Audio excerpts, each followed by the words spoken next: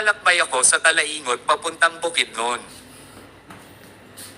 Habang binabaybay ko ang kalsada, nakita ko ang malaparaisong bahay, kaya kaagad akong huminto at nagpaalam na pwede ko bang kuhanan ng drone video, at sakto din naman mabait ang caretaker ng naturang bahay at pumayag ito na kuhanan ko ng drone video dahil naakit ako sa napakagandang tanawin dito. Kung mapapansin mo, perfect ang kinatatayuan ng istruktura sa naturang bahay na ito. Sa kabilang gilid, overlookan na tanawin ang makikita mo, at napaka-presko pa ng hangin dito tulad ng nagda-drone video, at hindi lang iyan ang makikita mo. Sa malayo ang nag-hustle na kulay ng kabundukan.